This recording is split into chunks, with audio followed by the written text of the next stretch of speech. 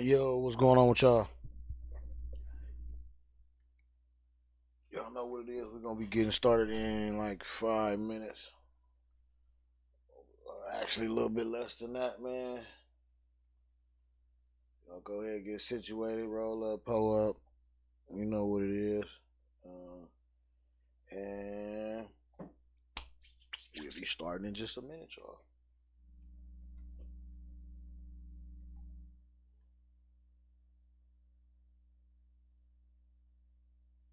So 55 of talking shit.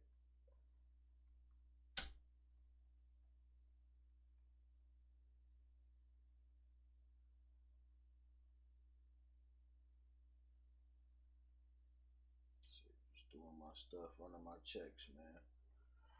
Y'all know what it is.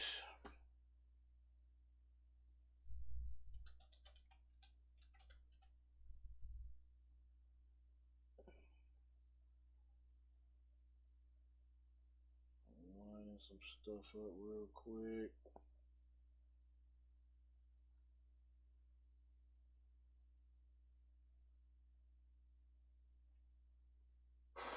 Okay, I think this is.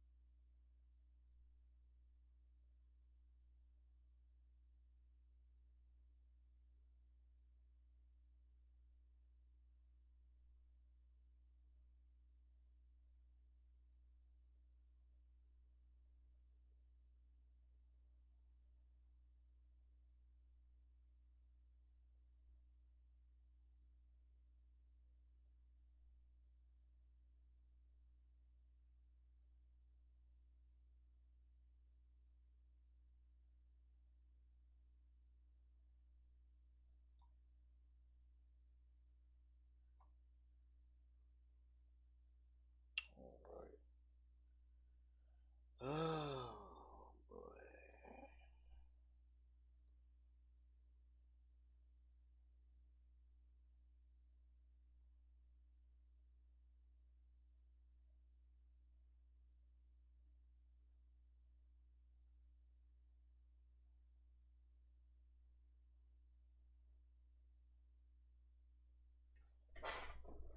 So I got my little beverage, you know what I'm saying? I can't sip with y'all yet. But another month or so, man, I'll probably be alright to sip. But let's go ahead.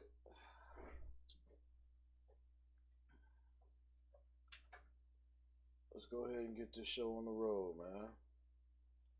What is good with y'all? What's going on? Y'all know what it is. PG the Hustler, man. Welcome to another episode of Talking Shit. Episode 55. We'll do a little bit of updates. We got some new stuff. We got some new stuff going on, or some new news, or whatever you want to call it. So without further ado, man, let's jump right into it, man. Updates, man. You already know the boy Alec Murdaugh got sentenced. He got found guilty on all accounts, man. If y'all don't know, I'm about to let this play, but just a little bit of backstory. I know they gonna get into it, but this dude killed his wife and his son, and try to blame it. It was a while ago. It was like in the middle of COVID, if I'm not mistaken. And if y'all remember, he tried to blame it on whoever. I don't know, the one armed fucking man. I don't know, but yeah, that's what he was on. Come to find out, I've been watching a whole bunch of stuff, digging up, doing a whole bunch of research on this dude. This dude, his whole family, man, they was like that. His whole family was the same way. I wouldn't be surprised if there were many more, because after this got attention, they got so many. It's stuff on Netflix and everything about it. Y'all just gotta go check it out, watch it. Uh, this dude, his whole family, man, I wouldn't be surprised if it was more bodies. This shit go all the way. He's like a privileged dude. This shit go all the way back to like his great granddaddy. All of them, they kind of ran the town. Like they was like the judges and the lawyers, and if they wanted somebody to get off, they would get off. Like they wouldn't call the police. They would call their granddaddy, like, or their daddy, or whoever when they got in trouble, because they would like actually go and save them from whatever they did wrong, and it would just disappear, whatever it was. I mean, all the way down to like murder. So it's funny because once this case popped up, like three, four other cases popped up where people was murdered and people was missing and people died. Like they killed their own housekeeper type shit, like on some goofy shit. Then collected the money. Then the nigga represented them represented the son on like an insurance claim, then took the fucking money. Son never got a dime. Like, this nigga's grimy, man. So y'all just check this out. Update, he got sentenced to life. His niggas never coming out. He gone. But and then this dude, this son right here is the last one left of these cats. It's crazy how that shit just unfolded. But y'all go check that shit out on Netflix, man. Murdaugh was at his father's trial every day. The unmistakable red hair, hard to miss. Guilty verdict. Now that Alec Murdaugh has been sent away for life for killing his wife Maggie and youngest son Paul, his oldest son is the only member of the immediate family left. But he's not entirely alone. Buster's world will never be the same. He does have a very loving family and support group. I can't even imagine to lose everything in your life that you've known. Everything in your life that you've ever known. And it is all happening under a relentless spotlight. On Sunday, according to a police report, Buster Murdaugh called the sheriff's office, telling police he observed a suspicious gray Dodge Challenger outside the residence. Buster's girlfriend said the couple was being followed by the media. How does Buster feel about your guilty? But police can do little about the attention that grew intense during the 6-week-long trial, especially after Buster took the stand in his father's defense, describing the moment he learned Maggie and Paul were dead. I was in shock. What kind of condition was he in? What was his demeanor? Yeah, his demeanor was, he was destroyed. He was heartbroken. I walked in the door and saw him and gave him a hug and just broken down. When the verdict was announced, Buster put his head in his hands. But a bystander outside the court suggested there was even more trouble ahead, as Alec Murdaugh was escorted away by police.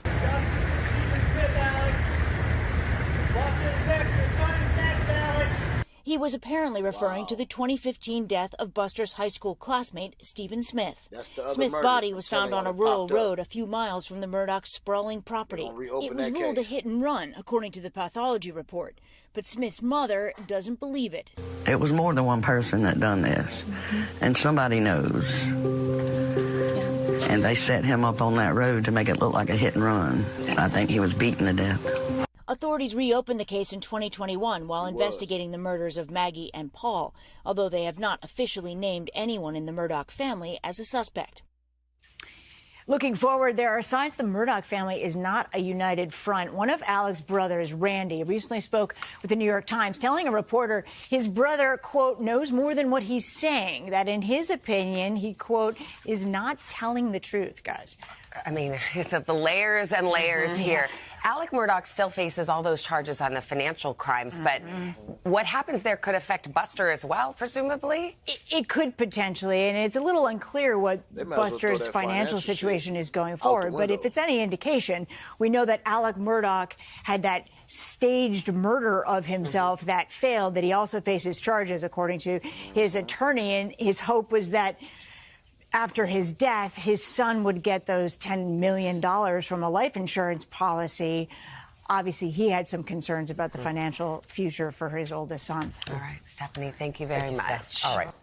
Hey, thanks for watching. And look, that, if y'all don't remember, that's the dude that actually got in trouble. Well, he got found guilty. He tried to get somebody to kill himself. It was a failed suicide. This nigga paid somebody to kill him. So so it kind of wouldn't be. So it would look like a murder instead of a suicide. So his son could get $10 million for the life insurance. So dude shoots him in the head. He don't die.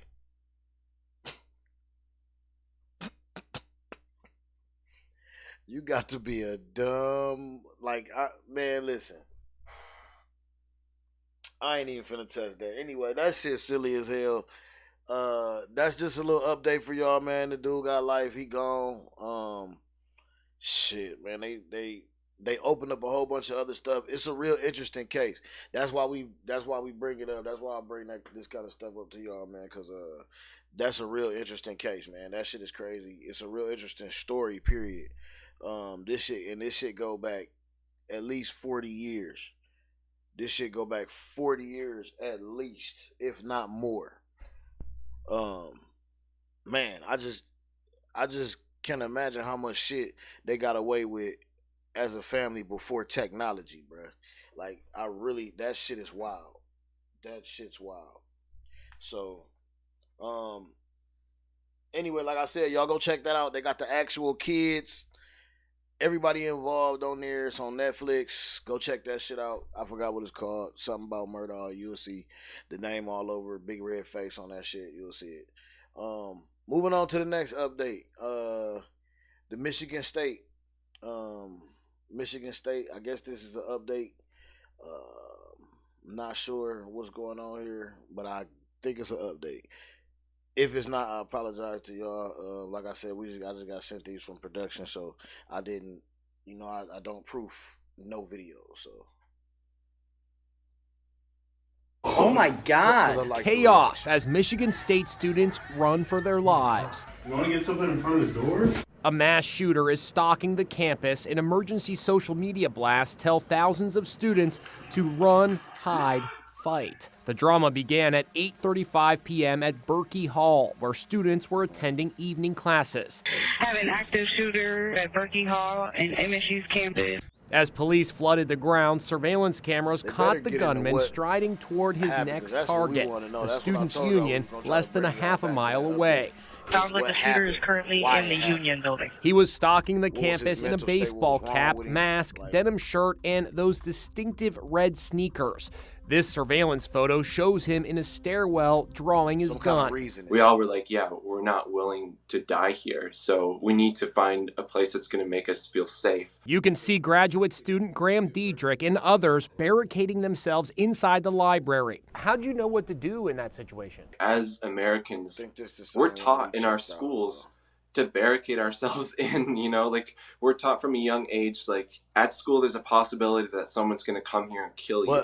Just moving those tables and those shelves into those locations, it was just kind of second nature, something just clicked. This Michigan State student, Shannon Watts, was wounded in the Sandy Hook Elementary School shooting 10 years ago in Connecticut. The fact that this is the second mass shooting that I have now lived through is incomprehensible. The search went on for 3 hours. Police distributed this photo showing the wanted man. It was a caller's tip that led law enforcement to that suspect. Finally, at 11:35, when police cornered him in Lansing, he shot himself. He was identified today as 43-year-old Anthony Dwayne McCrae. Police confirmed a note was found on his body. We're also learning about the 3 students who were killed. 19-year-old Ariel Diamond Anderson. She had her own YouTube channel. The sophomore is beloved for her compassion and love of children. She dreamed of becoming a pediatrician. 20-year-old Alexandria Verner was a biology and anthropology major. Alex was a standout basketball player in high school, number 24. She is remembered as a terrific student and leader who personified kindness. 20-year-old Brian Frazier was a sophomore studying business. He played lacrosse and worked as a lifeguard. His family described him as the light of their lives. Didn't get a lot of sleep last night, sorry. Dr. Denny Martin, who worked with a trauma team on wounded victims, was overcome with emotion at a press conference. And Michigan Congresswoman Elisa Slotkin expressed fury. And I am filled with rage that we have to have another press conference to talk about our children being killed in their schools. Oh my God. Man, I know it's not funny, but that clip right there, my sense of humor fucked up.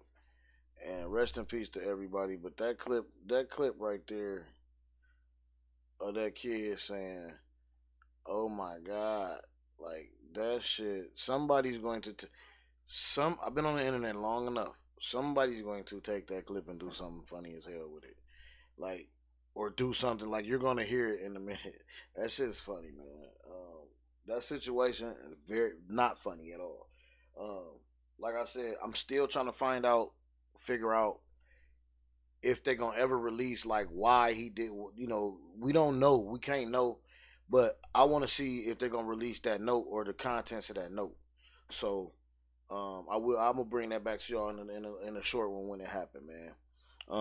But now on to something else, man, that we know everybody talking about.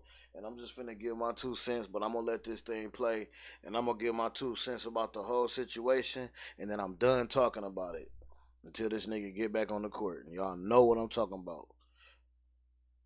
Let's get it. The Memphis Grizzlies have suspended all-star guard Ja Morant for at least 2 games, while the league investigates a video shared on his Instagram Live early Saturday morning. In it, Morant is flashing what appears to be a gun inside a nightclub, holding it to the side of his face. Morant has issued an apology to his family, his teammates, his coaches, and fans, saying he does take full responsibility for his actions. The 23-year-old also says he's going to take some time to get help and learn better methods of dealing with stress. Hey, thanks for watching. Man, listen. Okay. All right. I got some change. On this thing right here. First of all, people don't understand, and a lot of our own black people don't understand that we are our environments. You know what I'm saying? We become our environments. We become what we saturate ourselves with. Ja Morant is not acting tough. Like, this is who he is. This is who a lot of 21, 15 to 28-year-olds, even 30-year-olds I've seen doing this stupid shit. This is just who these people are. This is what they do. This is what they use. They do this kind of silly shit on social media, and this is just what they is. But people got to understand the positions that they are in when they get to them. Ja Morant is in, it's like, I don't even have to repeat this shit. You already know what I'm saying. You already know what I'm going to say. Ja Morant is in a beautiful predicament to be able to play basketball, get paid. I think this nigga got like $200 million contract or something like that. Something. He got a lot of money. He just signed something big, man. This dude is in a position to do to have a good career. He's balling. He's dunking on niggas. Bruh, this nigga has to realize that this opportunity that he has, everybody don't get. So you can't do the shit that normal people get. It's consequences. For some people, there are no consequences. The consequences can be dire and they might not be right away. For instance, a nobody nigga or a nigga in the hood with ops flashing guns, live by the gun, die by the gun. Somebody gonna test him on that theory. Somebody gonna be quick to whip out on him, or somebody gonna have a problem with him, or whatever. That shit might resonate later on down the line. Nobody's really looking at that. But as a public figure, as somebody who's you on TV 4 or 5 nights out the week live and playing games, and you on commercials and all over YouTube, you everywhere, you a celebrity. There are dire consequences for you. The ruler is stretched on that. When you get paper like that, the ruler is stretched on that. And when you in a position to where the paper is quote unquote not your own, like I'm not saying that to diss nothing like that, but I'm not saying that to speak down or none of that shit. I'm saying when I say it's not your own, I mean he didn't necessarily go and build that money and make that money to the point where he can tell these motherfuckers, no, you can't take my shit. You can't take this shit away from me. Understand? He gets a check to play a game that he loves, that he signed for. That means he still got a job. That means he's still at work when he's going. And no matter what the paycheck is, it's still a fucking job. Just because you work for $20 an hour and he worked for $200 million a year or for 4 years or for 5 years, it makes no difference. They're still working for somebody. You know what I'm saying? You still working for somebody.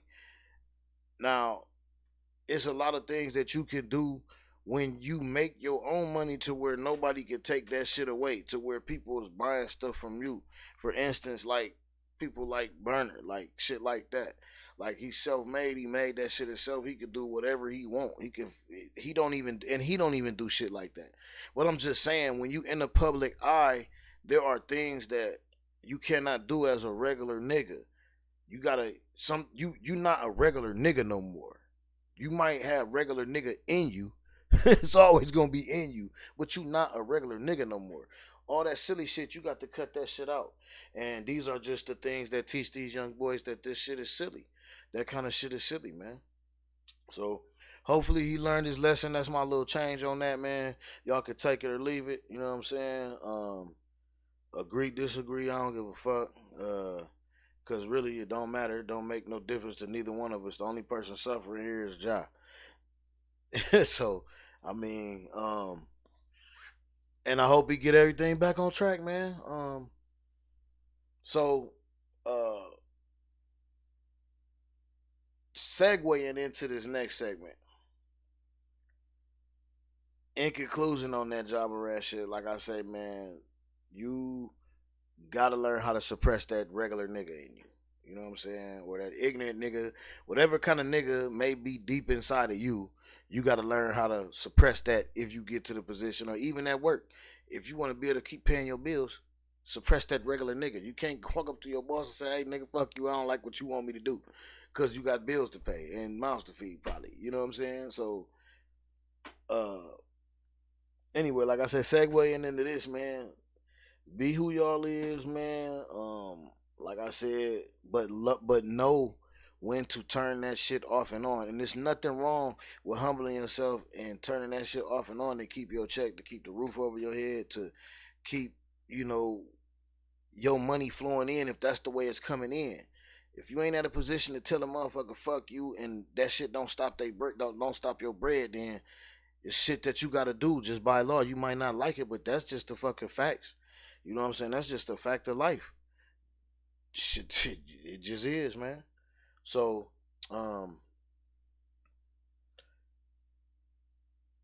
segueing into this, man, we all know, we had covered some stuff I had seen, the Shay Shay Club, Shay Shay with Rickey Smiley,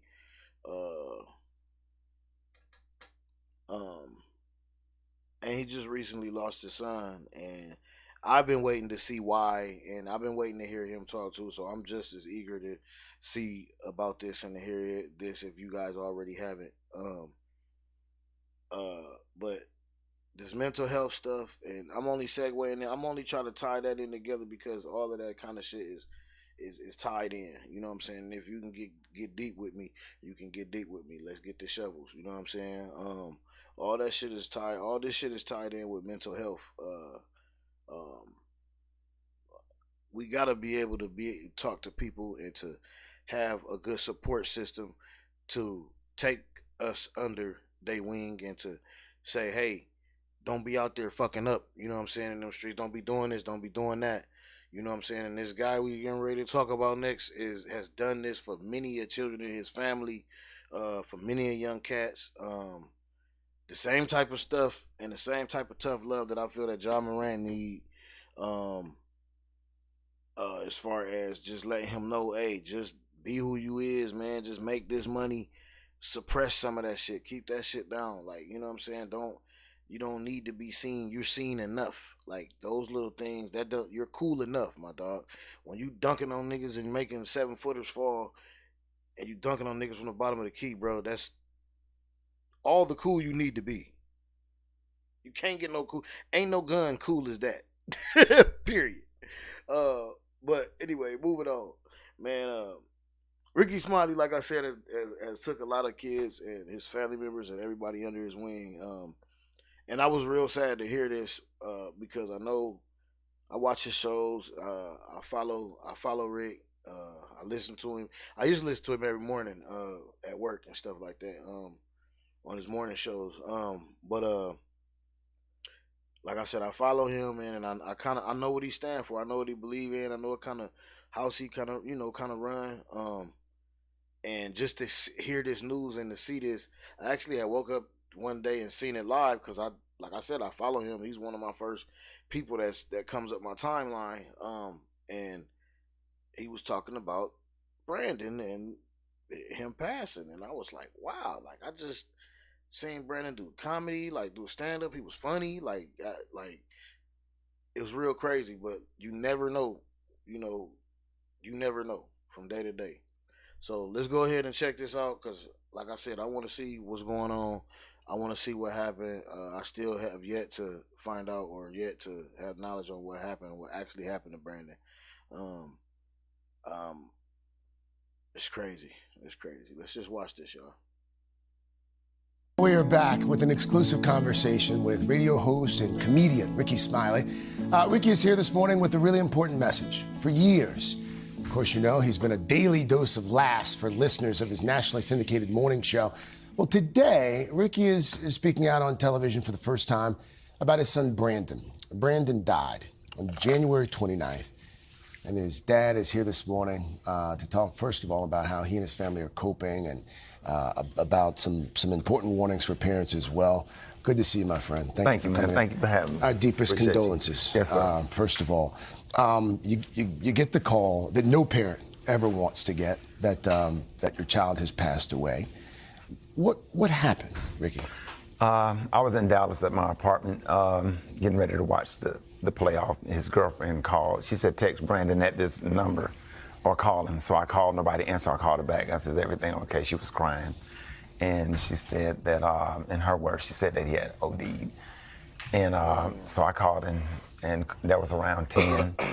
There was a 12 o'clock flight leaving Dallas. So I just kind of grabbed my backpack and jumped on the plane and flew to Birmingham. And I got a phone call on my way out the door from Brandon's younger sister that lives in Atlanta, Taylor, that he had passed.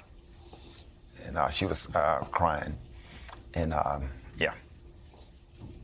Had there been a history of drug use that you knew about? Yeah, he was struggling with that. We had his mother and I made several attempts to try to send him to get the help that he needed, send him to rehab. And we thought that he was doing better. He had just joined the church, he had just got baptized again, probably a month before he passed away. And, he went in, he used, and it killed him. But we haven't got a toxicology report yet. So this is just what we're speculating according to his girlfriend who found him unresponsive. And the cause of death, we should point out, is pending because of some additional lab studies that are needed. But you mentioned that he has had a history, and you're here this morning to talk to other parents as well who may have a child who's dealing with addiction issues. Yeah, we have to have a conversation, but I think the parents are having the conversation.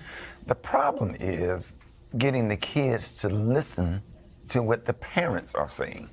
The parents are having these conversations. Some of them are uncomfortable, and we just assume that if you're in a good school district or you're in a gated community or everything's going good, that these kids are not, doing drugs. You don't have to be in the hood, to succumb to drug abuse. So Brandon, we had been talking to him for years. I don't know why. I don't know how. His mother is clean and sober her whole life. She lives in Atlanta with Brandon's bonus father. and myself, we are all clean and sober. And I just don't, I don't know, I hate it. What was he like for folks? Fun. For folks who didn't know him. Yeah, fun, funny, always the leader, always the prankster. This picture right here, I was surprised him that weekend, took him to Busch Garden that weekend on the plane there. We were flying out to LA when I was taping BET Comic View, graduation. He was a great kid. He came to live with me when he, at the end of his 8th grade year. I wanted to, you know, have an opportunity to see him into his manhood. And probably about 11th or 12th grade, it started getting bad or whatever. So I thought I had control of it. Took him off to Alabama State University. Then I sent him to the University of Alabama. After that, he started doing comedy. He started doing stand-up comedy. He wanted to be like Dad. Yeah, he was getting, you know, he was doing some stuff with Roy Wood Jr. from Saturday Night Live, who's also from Birmingham. He had some wonderful opportunities. I had him on stage when he was 7 years old. He wanted to perform. Just a great kid, a lot of life. Every amusement park in the country, he loved roller coasters. A lot of fun. Rickey, you've been making folks laugh for decades now. One of the funniest folks out there. How are you? How are you holding up in this moment? I just have to. I'm doing good. God had kind of gave me a sense that, you know, that I'm shocked but not surprised. Or whatever. I understand what's out there. Yeah. I understand what's going on, and God just kind of showed me some things. So I was deep inside, kind of prepared for it, you know. But at the same time, when it happens, you can never be prepared because that's your child.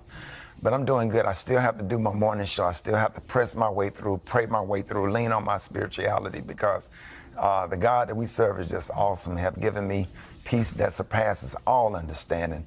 And if anything make me cry, it's God's goodness to be able to get out of the bed, to be able to do my morning show, to be able to protect the rest of my kids, my grandkids, and the rest of my family. So I just thank God for his grace and his mercy.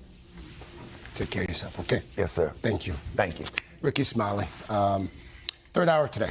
Right back after this. Hey, thanks for watching. Don't. So, damn. Overdose, man.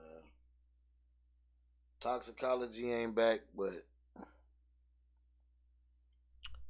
oh man. Listen, man.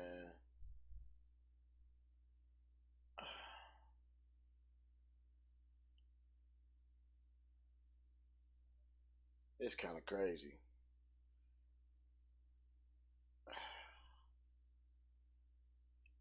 Y'all,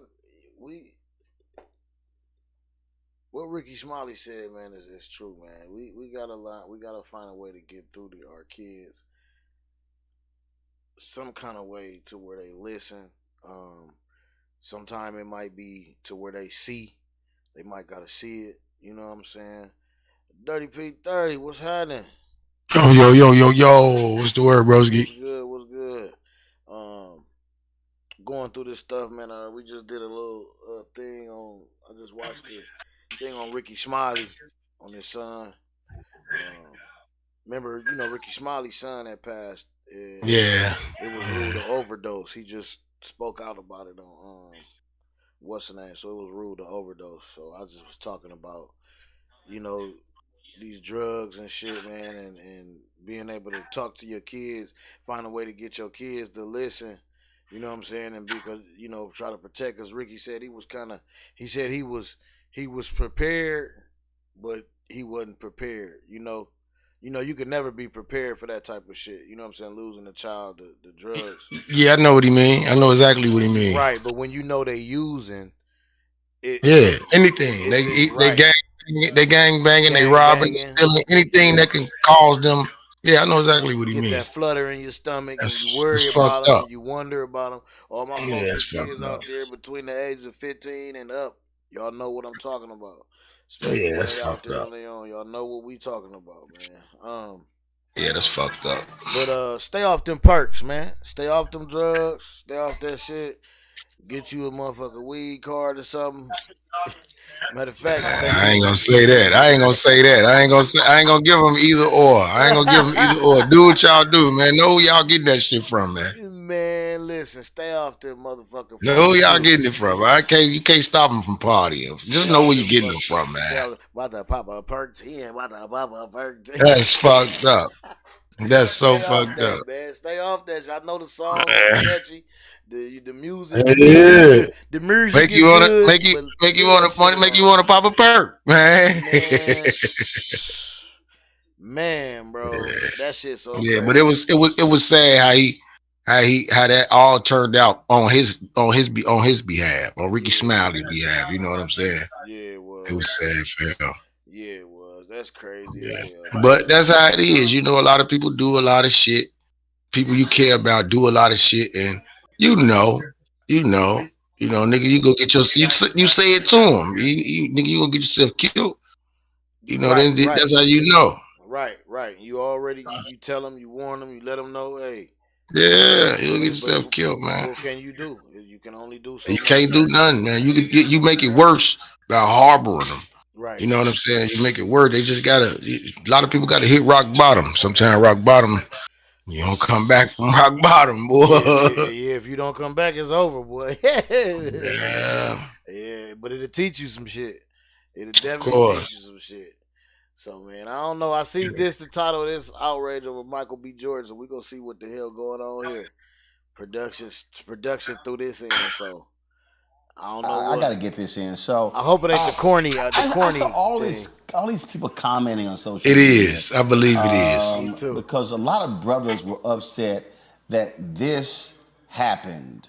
When Michael B. Jordan got his Star of the Hollywood Walk of Fame, this embrace by his fellow actor from Creed, all these people were upset. Some of the interviews that they've seen them hugging each other, and folks have had attitude. Wow. And I really think that this is really some of the dumbest shit I've ever seen in my life. I like this whole idea that one black man who hug or who embrace somehow it's feminine or gay. It really is stupid. Now, this way, hold the fuck up. To Kobe Bryant. So you saying, hold on, you saying it's I'm lost now. It's outrage over Michael B. Jordan and Jonathan Majors. They hug. It's outrage against they hug. I guess they calling it. Oh my! Is this what the fuck is this? I'm watching just like you watching, dog.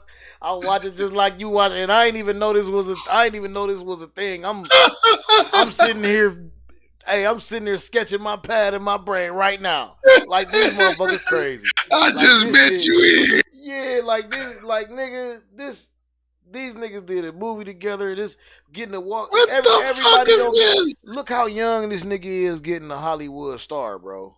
Yes, man. That is an accomplishment, bro. Like, damn, man. Like, what group you started this shit? Who, I'm confused. I don't know. Like, who started this? Like, like he said, it's the dumbest shit ever. Dumbest shit ever, dog. Niggas will get up in an uproar about anything. I swear. Niggas will get in an uproar about any fucking thing, bro. He died in a helicopter crash. And this video here went viral. And this is what happened. So you watch this. Dwayne Wade walks up to Allen Iverson, and he looks at him, and the camera goes back, and you see this embrace between Allen Iverson and Dwayne Wade. And obviously a lot of these brothers were quite emotional with the death of Kobe Bryant. And stick with the video, and I'll tell you when I saw. Not only that, Allen Iverson is a drunk. He always drunk. He was crying It was too. a photo that we He emotional. He drunk. Actually, he thanked me. We shook hands, and he also put his hand behind my head. He drunk. He knows drunk. I love you. I love Can't the work stop that hugging you a do. nigga. That's how you know. You matter, and it's important. Yeah. And that's my nigga. I gotta remind. We're gonna have to talk about. We're gonna have to do one on Iverson. A lot of these brothers who out here on social media. That's still my nigga. Who are he one of my favorites too. Clearly, one of my favorites. They weren't at the Million Man March.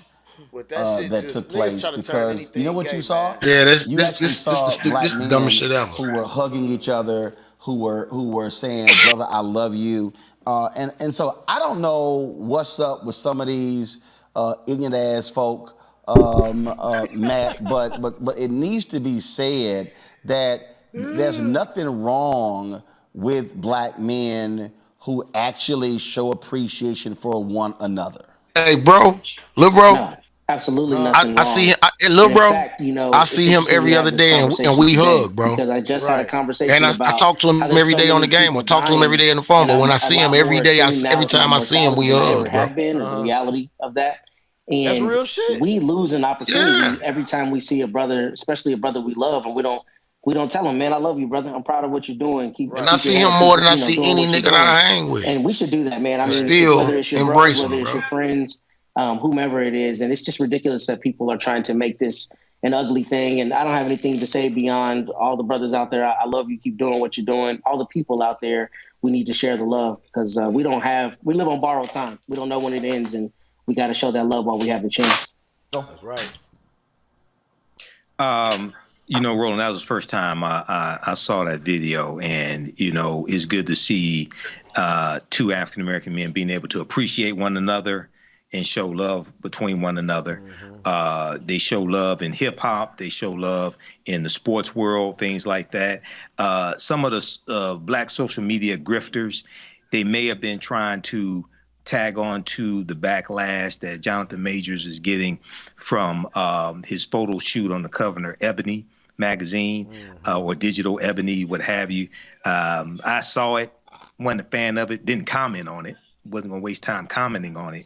But this right here, we need to see more of that. We need to see more brothers embracing each other and showing love and admiration to one another as opposed to speaking negatively about each other and killing each other. Y'all hear that shit? I disagree, though. What, you think we supposed to be out here It's killing sad each that other? we have this I conversation. agree I'm what not he's saying, but quite I sure disagree when why it's because even an he's issue. saying that it don't happen. Like Emotions are brothers don't embrace human, brothers like and that they no should more. be able When if to you be look at the assertive, videos and and they in crowds, they can't help but I to found embrace and nothing hug on wrong each with the other. videos, and I'm Even not the sure toughest why. drill rappers. I am sure, but it's sad why people on social media are saying Because that they don't know. the I embrace hate when shouldn't people have say happened. that shit too. I feel Randy. because you don't know what's going on everywhere all the time. Nah, you just going off what you see instantly and not paying attention that these boys hugging each other all through these drill songs talking about killing each other. They leaning on each other. They holding each other up for real. So They holding each other up. Same thing happened kind of love. with the cover. Yeah, they not looking with at that. ASAP Rocky and Rihanna, and because she was walking in front, people wanted to call him a simp and call out the magazine. And I believe that we need to let some of this go and focus on healing.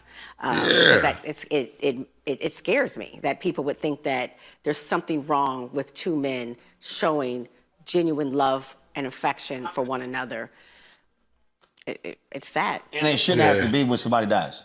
No, it should not be. I mean, you can actually do when someone is alive. All right, folks, back to that Roland Mark Unfiltered video. Just Hey, this one here also I got to tell you, this one here, this was a good one. Cause it was, I'm totally like that. I just don't even pay attention to that kind of shit. Them called haters. Them called haters. You know what I'm saying? People that's like that. Right.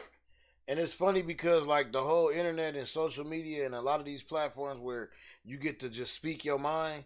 Like Instagram ain't really too much because it's mostly just pictures and shit. But like these Twitters and motherfucking Facebook and shit like that where you get to write these long fucking paragraphs and speak your mind and get on here and talk for a half hour about what you think is this and that. Like all these motherfuckers, like all they do is really tune motherfuckers up. This motherfucker follow this motherfucker, that motherfucker follow them, and follow. And that's all they fucking do. And that's it. They thought patterns become the same. They thought patterns become alike. That's a recipe for what you just explained is a recipe for that shit there. Yeah. That's it. Yeah, that's exactly how that shit go. Man, that shit is so crazy. That shit is like a whole plague, man. It's a cancer. It's right. Real. It's bad. Right. And people don't even realize it. They be stuck in it and don't realize it.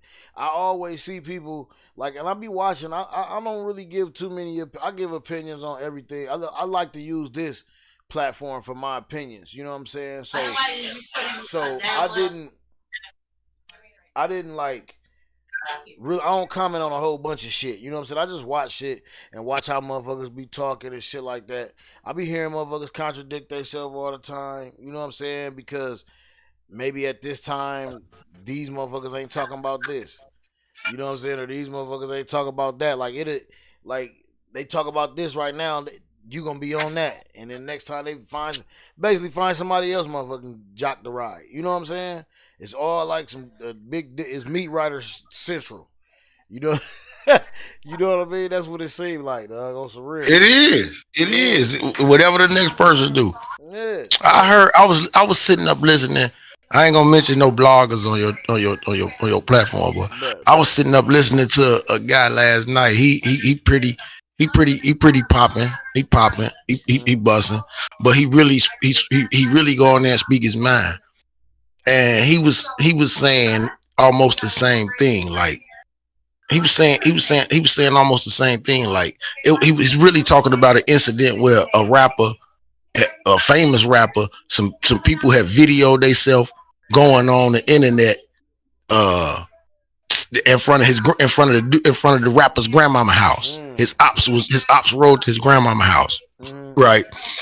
And then posted it all on the internet. So this nigga came on and was telling them, like, why do niggas only hate you when you doing something? Like it's bad when you doing, like they was all friends before, but when you start doing something, then niggas is the only niggas that hate on niggas. Yeah. Like they the only niggas that hate on niggas, man. Yeah, man. Like he said some real strong shit. Like, I would rather stay in a white neighborhood with them white folks calling me nigga than to stay in a nigga neighborhood where they trying to kill me. Or they like that's heavy. Or they calling me they homie. Yeah, that's that's crazy. Like that's crazy.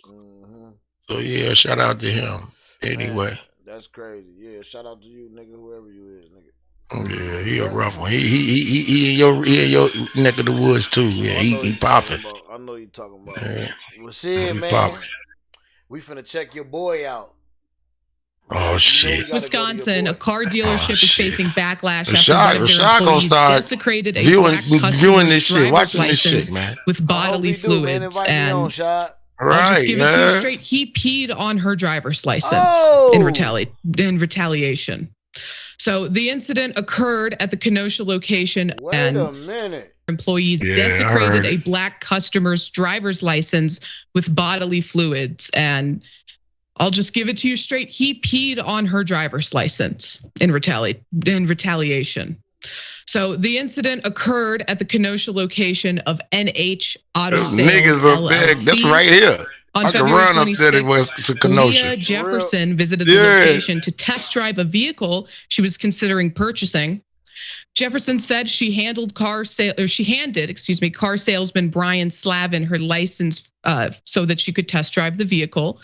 Following the test drive and negotiations, Jefferson chose not to purchase the car and left the dealership to head back to her home in Milwaukee, over an hour away. As she was leaving, she realized she left her driver's license at the dealership with Slavin. Now, she tried to get her driver's license back, and according to Atlanta Black Star, Jefferson claimed on Facebook she called Slavin asking if she could send him $5 via Cash App in order for him to mail it back to her. Brian reportedly told her he wouldn't be back in the office until Monday. Jefferson told him she would call him when she was back in the office so that she could retrieve her license. Now, after this happened, according to Jefferson, she received a message informing her of some horrifying things. The message said, "Hi, Leah. Were you a recent customer at NH Auto Sales? There's a disturbing video I believe the owner posted regarding your ID," the text message read. She was stunned to see the video, first posted by Slavin himself, of her driver's license being urinated on. The now viral video shows a man holding Jefferson's license saying, "This is what happens when you say stupid stuff to us."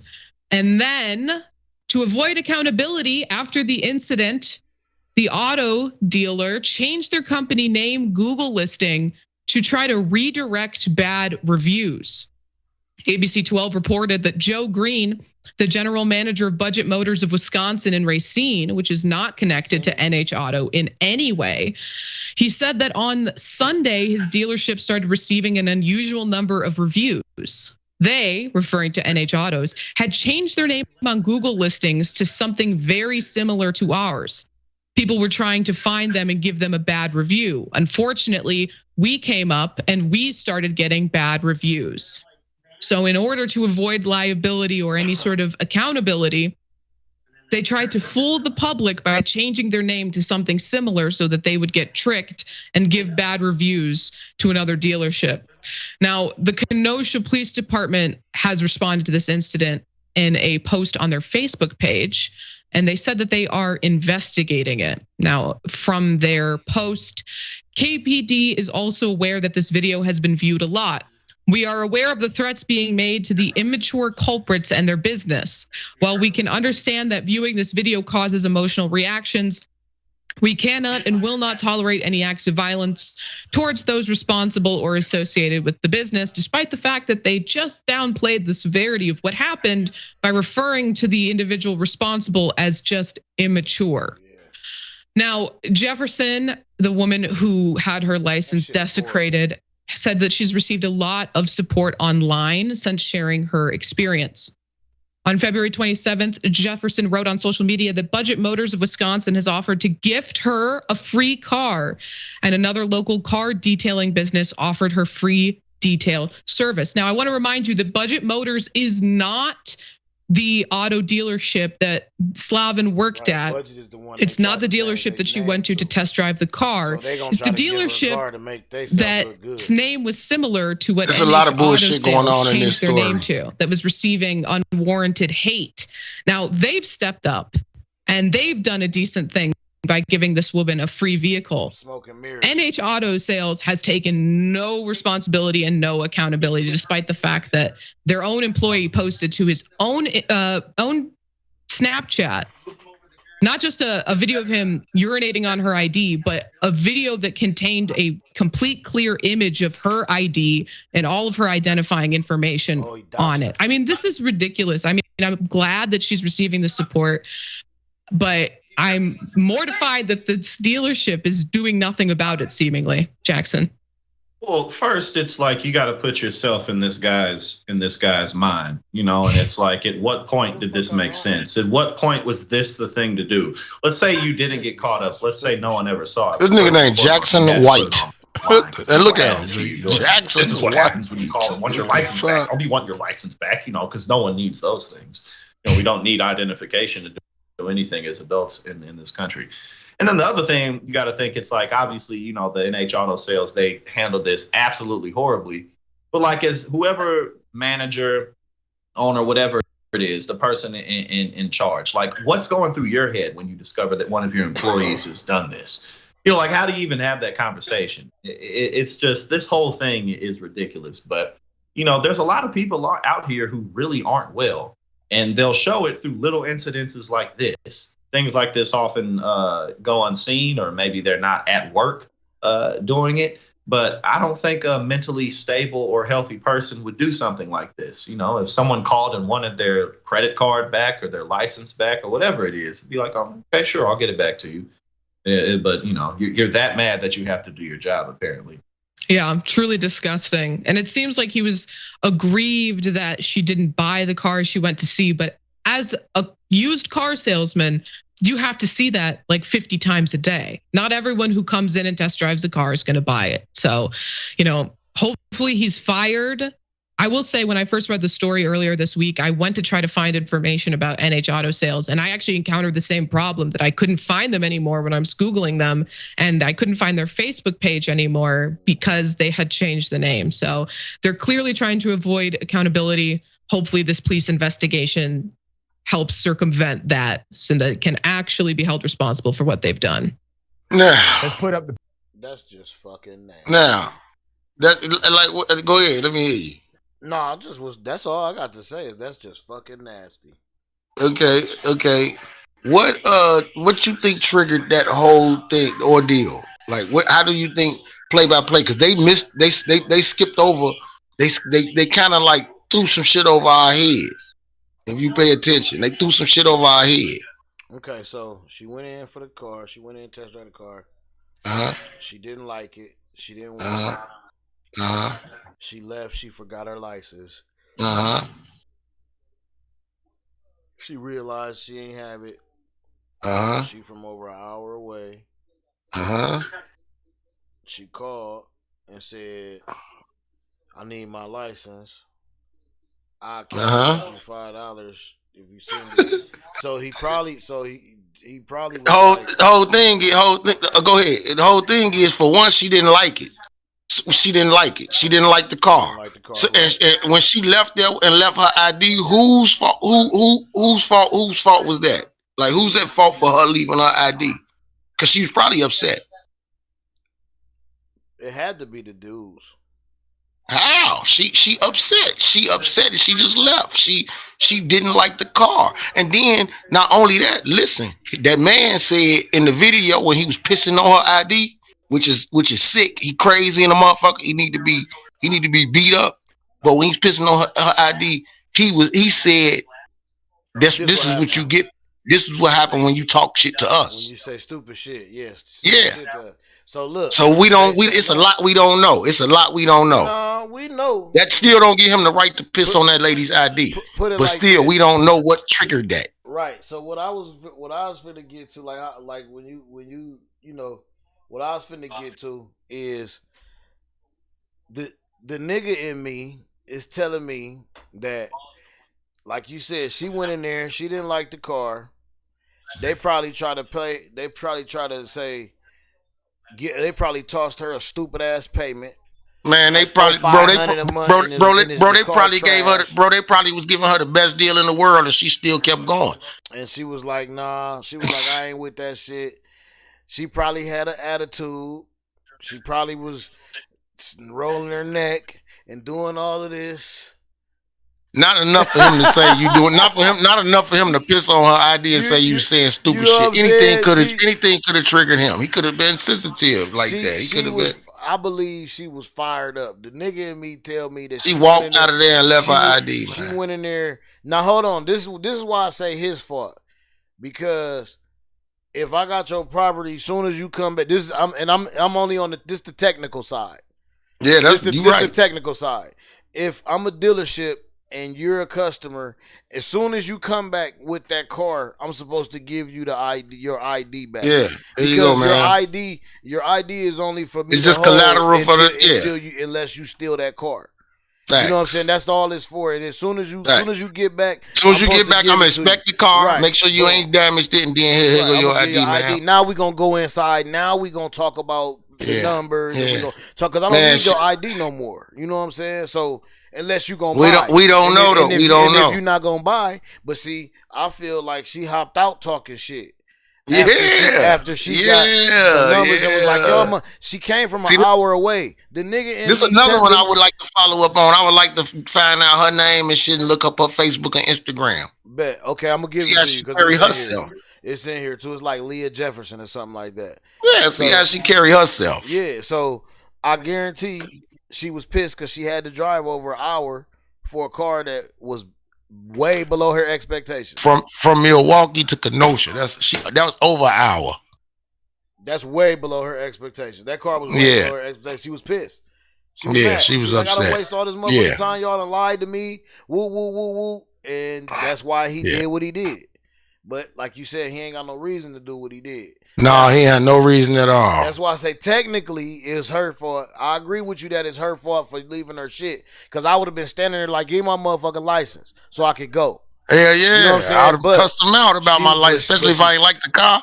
That right there tells you that she was hot, like you said. That right there tell you that she was hot to the motherfucker. She was mad. She was just moving fast. She was moving. And this ain't doing nothing. This ain't discriminating black women or none of that. But you could I'm not judging her neither. But you can almost put this shit together. You can almost put this shit together, man. All people do it. Niggas do it too. Fuck around and be all mad and fuck up and fuck some shit up, like on some dumb shit. You know what I'm saying? End up doing some dumb shit. Forget some shit. End up being mad at their baby mama, go driving and drinking and wreck their fucking car. Dumbass shit. Yeah. Like people do shit all the time, like on some dumb shit. Being mad. Mm-hmm. I'm telling you. So I guarantee and like I said, with a social network. You want to see it? You want to? I'm into it already. You in it already? Yeah. All right, well, while you scroll through that, let's check this out, man. Cause this about your boy. This the white guy. This the 6'1" that was there. When old boy got beat up and murdered by the police. You have a departmentally charged individual who has been fired. The Memphis PD has fired Preston Hempfield following the brutal beating and death of Tyree Nichols. Now remember, we've reported on this since day one. We posed the question, why did they try to hide this particular officer? There's a lot of background here. Hempfield, who's obviously a white officer, was present during the initial traffic stop on January 7th, where Nichols was pulled out of his car, pushed to the ground, shot with a stun gun, and beaten brutally to death. He didn't do shit either. Hempfield, who had been suspended last month, and by the way, they suspended him secretly, we were not aware, was departmentally charged and terminated. Finally, I'm not even gonna pause it, Friday, the department said adding that an investigation into other police officers was ongoing. The department declined to comment further on Saturday. They put them on. They put them all up front. Yeah. Who works for the Memphis city government told me y'all hold that directly that 12 officers, roughly 12, were actually at the scene. They were down with the program. They knew what was going to happen. They knew what was happening. Right now, we know of 7. Hempfield is 6, but there are 7 that we are aware of. They are still saying more will be investigated. I think cops who had no presence at that scene were involved in cover-up as well. I think they may have been contacted prior to the engagement with the parents, where these cops lied to the parents about what happened to their son. I think those officers are under investigation as well. Just my hunch. There's more. So Hempfield gets suspended, all right? The department declined to comment further about this particular investigation.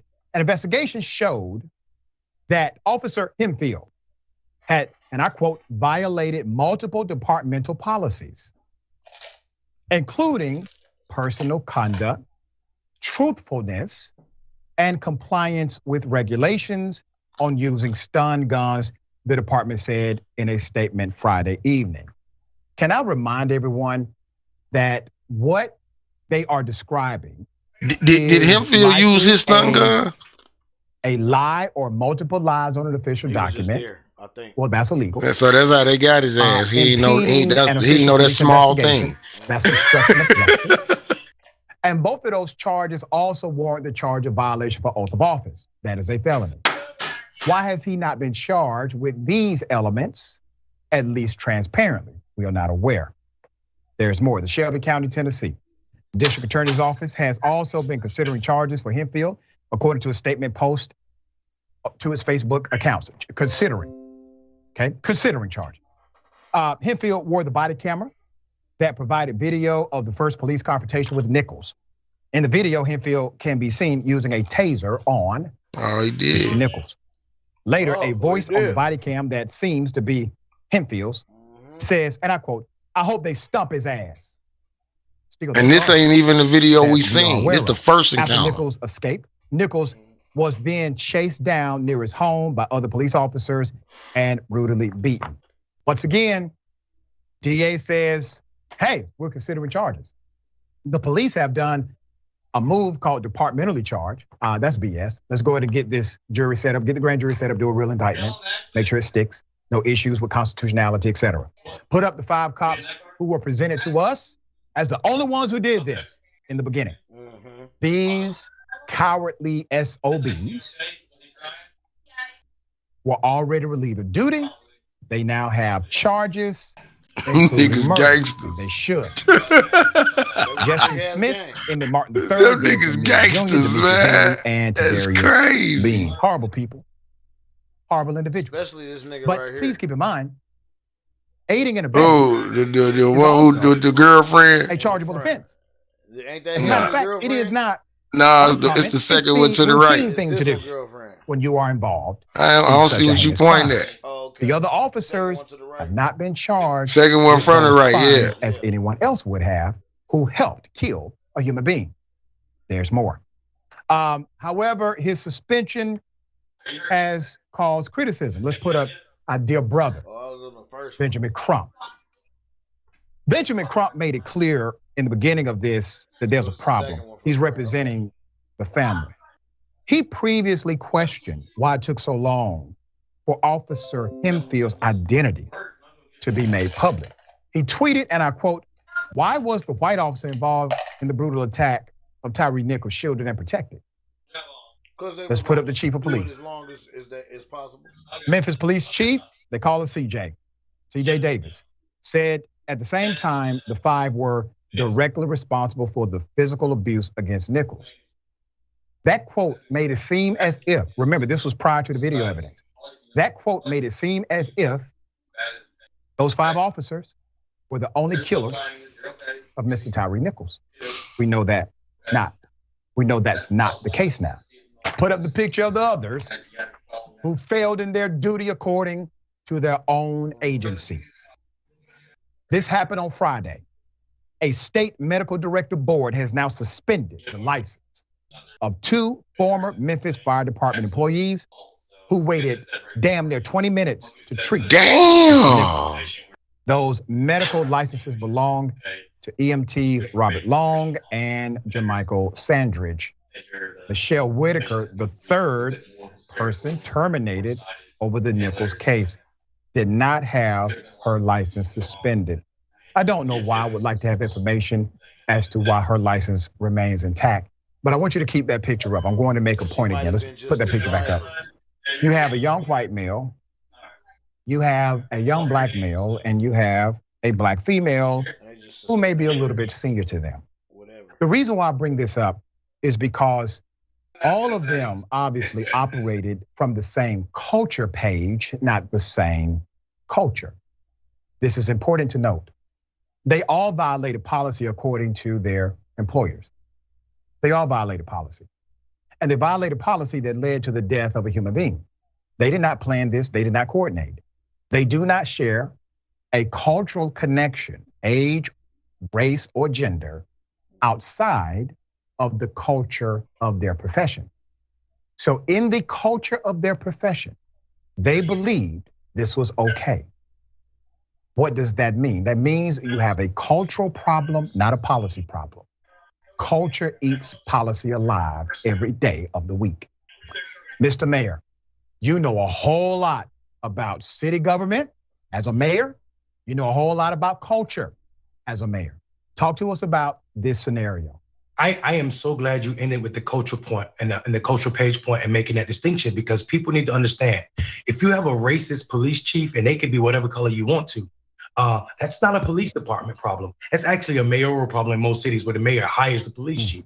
This means this incriminates more than just the people whose pictures we've seen, people who've been let go. This actually implements all 18,000 police departments across this country, because we know the culture is, regardless what the policy says, the culture is black men specifically are sport. Killing black men is sport in this country, and less than 1% of officers who's acted that way have been charged criminally and convicted. So we know that these people weren't doing anything out of bounds as it pertains to how American police black men. The idea that you can kill black men. See, so why is we so hung up on our culture? Seems like par for the course for these people. If you look at their track record, even though the Memphis department is trying to code it and cover it up, all of them that's what they saying. Like they saying like the world revolves around. He's saying this. The world revolves around our culture and not how the policies go. You've probably been killing people that have been complaining about police, not just in Memphis, but all over this. He's saying culture period. Culture period. Like even the police culture. Like it's more of it should not be a culture to police work. It should not be a culture to police work. When they were lynching black people, mostly black men, between 1869 and then the mid 19th century, 20th century, We saw about 3,500 black people killed. We got this blue line. That's about 41 people per year. That's what I mean by why is culture such a big thing. You're talking about 271 people per year between 2017 and 2022. So the lynching of black people is culture in this country, regardless of the race. Because niggas start wearing the word culture. We start throwing the word, loosely throwing the word culture around. In everyday policing policy, I should say culture in this country. Very well said, Mr. Mayor. And I'm glad you brought up the point about policing and the origin of it. I do believe agencies can change. Let me tell you why I believe agencies can change, because they come down to systems and people. Systems and people can change, but you must understand the origin of a thing to understand the nature of a thing. You cannot dismiss the origin of policing being connected to slavery. You cannot. Culture is how you live, right? Culture is how you live, not your job. It's not your fucking job. Your job is not to do the shit that you was doing. Hell no, because the culture gonna make you say, "Nah, we not gonna beat this black boy," or the culture gonna say, "Yeah, I finally caught this nigga." In that case, right? What is this? I bet that's what that nigga said. That police officer, I finally caught this nigga. Which one? Yeah, the black police officer. Yeah, I finally caught this nigga, man. He seen that car, nigga. He was chomping at the beat. Yeah, he all over the Motorola's, man. Pull that motherfucker over. What my nigga Cotton said, motherfucker's jaws was sweating. Pull that motherfucker over, man. Let me get that, man. I got him. I bet that's what he was saying, just like I'm saying it too. Yep. Goofy ass nigga, man. Slobbing at the mouth, going, get it. What? What? Like Clarence Williams. You want the shit? Got this. I got this nigga. Got this. He fucking my bitch. I got this nigga. Right. You know it. Sweet revenge. That's what he was thinking. That's what you get, motherfucker, out of a job, nigga. Man, he out of his life over with, right. Man. He going to jail. Yeah, it's over with. Yeah. Because they ain't going to do him like they do them white folks. This case finna be fast, nigga. Boom, did it. Y'all niggas did it. Boom, boom, boom. And then the prosecutors, the complainants, the boy's family, whoever their lawyers is they know what they doing to get that money, because they steady going after everybody. They going after so many people. The more people they get convicted, the bigger the lawsuit. Yep. They done went all the way to the fucking EMTs, man. Them boys is probably told to stand back. You know what I'm saying? They all the way down to that. Facts. They probably was doing what they was told. Yeah. Them boys was probably told by them Scorpion niggas, man, y'all stand back. Hold on, we got this. You know this is he all right. He all right. Yeah, he cool. He's fighting. We fighting him. He cool. So, man, that shit not nuts, man. Let's see what this shit about right here, man. Rest in peace, Talkin. That qualifying black residents should receive $5 million each. What? According to the committee, the suggested amount is not a direct recompense for slavery, but rather serves as an investment in a community harmed by centuries of discriminatory practices. The proposal across the country shut the fuck with up. The question of reparations. But some advocates and experts are wary of the San Francisco proposal, including my next guest, who told the Washington Post, quote, calling for $5 million payout by a local government undercuts the credibility of the reparations effort. And joining me now is William A. Darity Jr., the Samuel Dubois Cook Distinguished Professor of Public Policy at Duke University. He's considered a leading scholar on the economics of racial inequality. Dr. Darity, thank you very much for coming to the Saturday show. Man, you know how many other niggas gonna cut up that done been through way more than they done been through? Francisco's $5 million proposal is excessive. I think it's really critical in determining what the amount of a reparations bill should be, that we have a very careful foundation for calculating that sum. And I don't believe that there's been any serious explanation as to how the San Francisco task force came up with that number, that figure. And of course, when people hear that figure, it sounds extraordinarily large. It might be a legitimate figure if there was a legitimate basis for calculating it. It's not consistent with the ways in which Kirsten Mullen and I have attempted to calculate it in the work that we've done in our book, From Here to Equality. And I want to talk about that in a minute, just to point out, in the Washington Post story, it does make... Which translates into approximately $350,000 per person. And we argue that that's Federal Reserve data comes to approximately $840,000 per household, which translates into approximately $350,000 per person. And we argue that that's the best way to try to calculate what the amount of a reparations plan should be. If you were to total that figure up across 40 million eligible Black Americans, it would amount to approximately $14 trillion. $14 trillion, at $350,000 roughly per person. It's a lot. And you mentioned that we should go about it through closing the racial wealth gap. What do you say to folks who say, man, that shit not gonna happen? You do know how many people they gonna have to pay off? I could give you some real simple, real close to home examples of shit like this, like that shit. People that deserve more than this, housing, than they deserve, than they asking for. Changes in tax policy. Is that a way to go about reparations?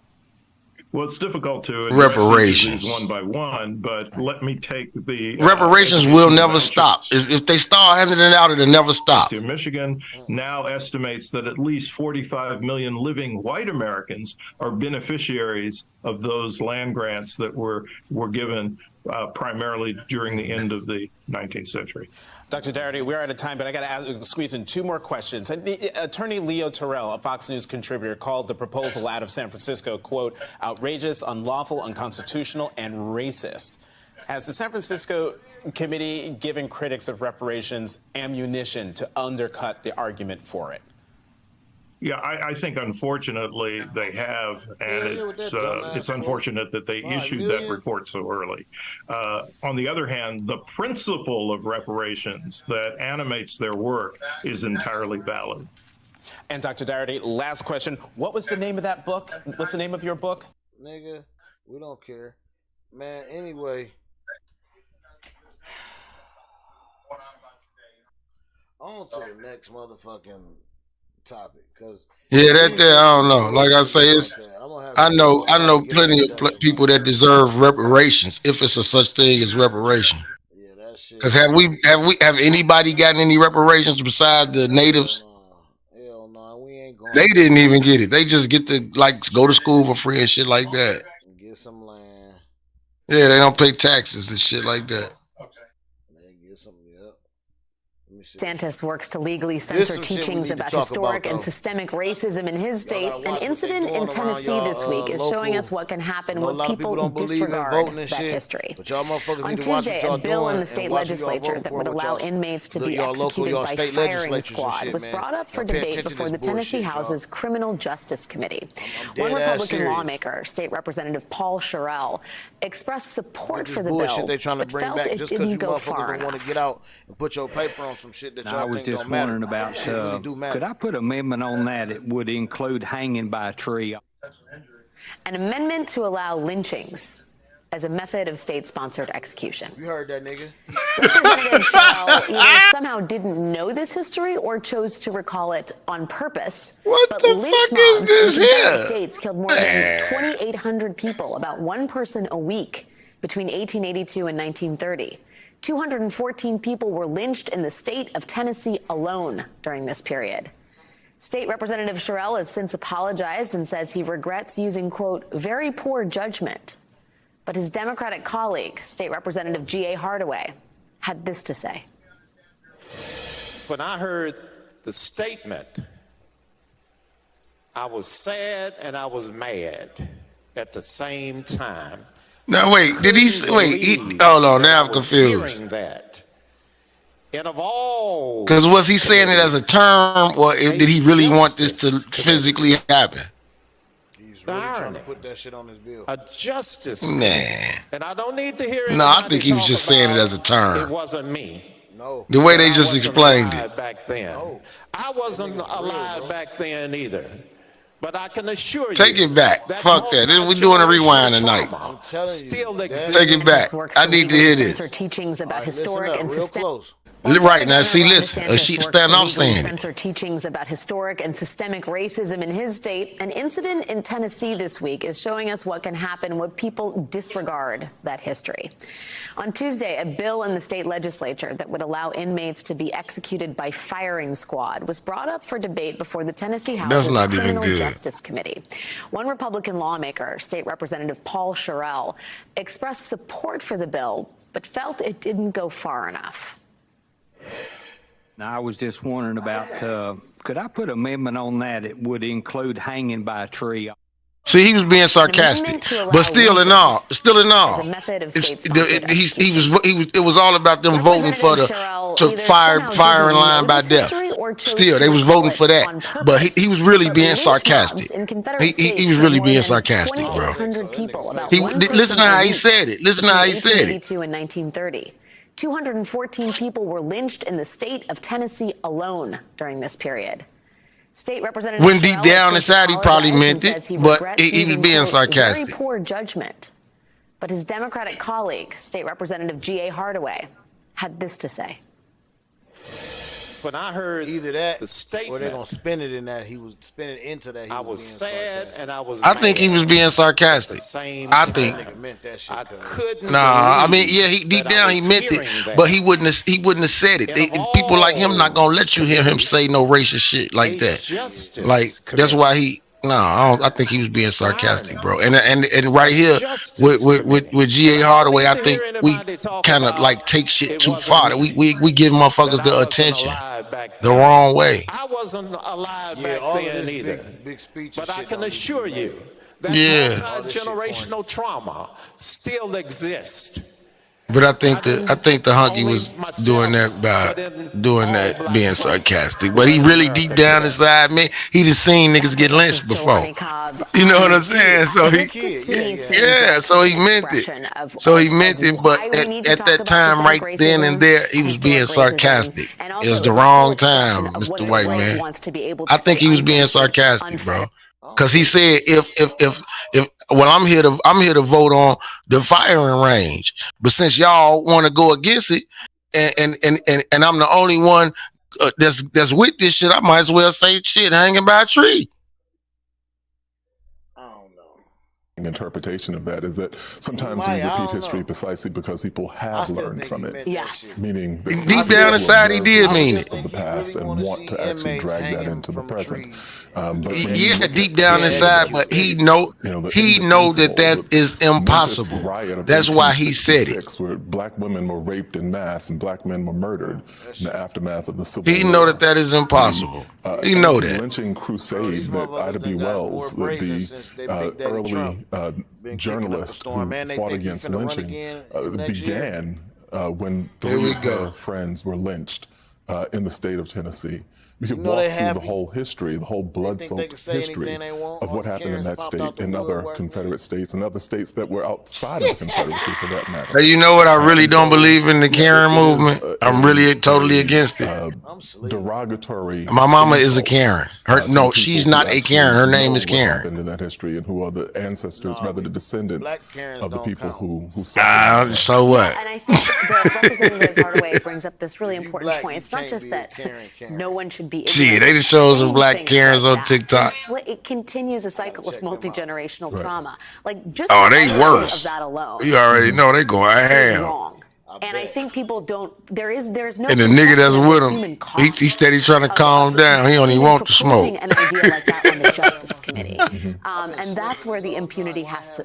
And that's precisely why we're trying. That's why you have diversity and inclusion training, right? That's why you teach people history. That's why we talk about racism, is so that people understand how totally unacceptable it is. I don't like to talk about racism. I really don't. Just the idea of suggesting lynching as a method of. I don't know. I just because, like I said in a previous episode, I don't experience it a lot, or I probably do, but I don't pay attention to it, so I don't see it. You know why you don't experience it a lot? Because we older and we come from an era where and we come from an era where we had to navigate around it because it was already there. We had to we grew up, our parents taught us how to navigate around that shit and how to not be in the present. Confrontational. Right, and how to not be, but see now it's weak if you don't confront a motherfucker for disrespecting you or for trying to get one over on you or whatever. It's like if you don't confront a motherfucker with an attitude, you consider weak or some shit like that, and it's like corny, like, you know what I'm saying, for real, because sometimes you gotta pick your battles. You know what I'm saying? It's okay. That's what I'm saying. Exactly. I'm not saying people should just not pick your battle, but know how to go into the fight. Yeah, exactly. That's what it is. Exactly. Know what you fighting for. Yeah. Don't just be mad and be fighting just to be fighting. Don't be mad because like the bitch who drove her car through Popeyes because they forgot the biscuits. Like, come on, man. Like, what's that gonna do? Nothing. What's that shit about? Like, that's nothing. That's gonna cause you. That's gonna cause you a whole lot. Yeah, you got to pay a lot. You got to do jail time. You got to get your life back together. Yep. And who the fuck you think got to pay for that shit? Just like you said, you got to pay a lot. You got to pay a lot. Yeah. You got to pay for the motherfucking jail shit. Because you got to pay when you go to jail. Everybody who went to jail know. Everybody who been in jail, the business system know you got to pay when you go to jail. Depending on what your motherfucking charge is, that you got to pay. And on top of that, you got to pay for all that fucking damage you done caused. Yep. And on top of that, on a personal note, you done wrecked the car your damn self. So now you got to pay for another car if you want it. Yeah, and your insurance, and if you buying that car, you still owe that fucking debt. They don't give a shit you smack that fucking car into the damn Popeyes. No, you gotta be cool. Like the only times I feel like I done been in racist moments where somebody was racist towards me. I humble myself and I give them the feedback that they're not looking for, and then they change, and then they kind of wreck. Some people could be racist until they figure out you not even know that. Some racist people can fall back from that and be like, "Oh, okay, how you do? I'm sorry, buddy. I didn't mean to bump your car." But if they expecting you to turn up, they want you to act like a nigga. And when you don't, then you fuck them. You got them fucked up. You think you done bowed down, but you really got them fucked up. You really got them fucked up. I done walked up to the gas station door, and a white person, I got there first, and I stopped to let him pass, and he opened the door and held it for me. Right. And that happen often. That's just how I carry myself. You say normally motherfuckers don't even expect that shit. No, that's just how I carry myself. Yep. It's the vibe you give off. It's what you put out there. It's all. And I'm a real strong believer in that. That's why when people see me, see me out. Like, I ain't got no ops. Like I know I'm cool as hell. I don't fuck with nobody, man. I'm cool. Like, you know what I'm saying. But I'm a Cancer, so it's another side to that. Like, I don't really have no switch. Like, I don't have a middle. Like, I'm not. No, it's always the same energy with me. Always. It's like I'm cool, or if I'm fucked up and pissed, I'm fucked up. Yeah. Even my ops let me breathe. Yeah. Even my ops let me breathe. That type of shit. So. Not my ops, but niggas that I grew up with that I didn't get along with. Fuck with, yeah, I know, yeah, and they ain't even necessarily ops, like, and I don't even like using that word, like, for real. That's some young nigga shit. I don't even really. Yeah, but that's how you explain shit nowadays. It's a short to the point shit. So shout out to the young niggas for getting that shit cracking. Well, yeah, man, motherfuckers just like you say, know what you fighting for. Know what motherfuckers fighting for, man. Learn how to pick your motherfucking fights, man. Pick the motherfucking battles, man, because some shit ain't worth it. A lot of shit. And you just going in blind. Blind in the motherfucker. You don't even know, man. A lot of times motherfucker could be cool as a cucumber, nigga. You start with cool as hell, man. It end your fucking life quick. A white person could be having a bad day. Yep. That's it. That's all. And it take you to determine whether or not how you gonna end their day. You see you don't even see they having a bad day. They just got an attitude or whatever. And you swear up and down as racist, but you don't know they could be having a bad day. And if you be like, oh man, that thing gonna be cool, that could turn them totally around and be like, they turn the racist white motherfucker turn around and say, man, I appreciate that. But you don't know, because our intentions be so fucked up. Our intentions be so fucked up. Man, I watch I'm a people watcher, bro. I go out, I be out. And I'm not a nigga basher. I'm not an Uncle Tom. I'm not none of that. But we gotta get it together, bro. I ain't exactly, and I ain't even coming from that kind of angle with this shit. I'm just being real with y'all motherfuckers. Yeah. Like y'all attitudes and shit right now is fucked up. And this is the our reason why attitude. This is why mine ain't fucked.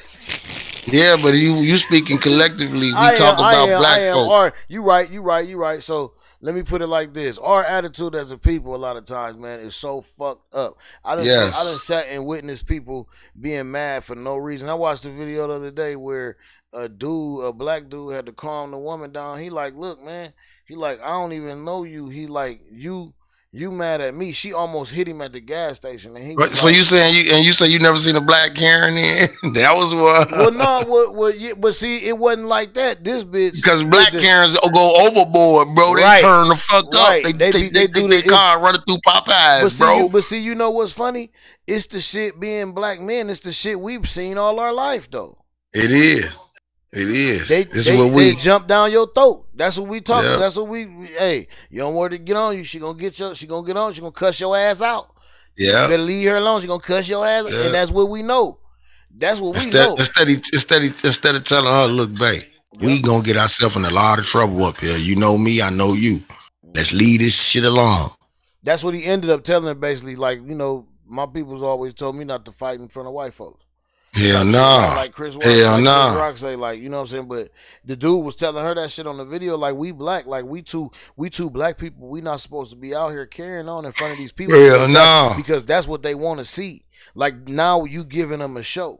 And he was like, I can tell you mad. He was like, I can tell you mad, baby. He was like, I can tell you mad, baby, but it's not at me. He said, whoever hurt you, he was like, it's probably not your fault. He said, it ain't your fault. He said, you just need to, you know, calm down or whatever. He was like, listen, she ended up calming down a little bit.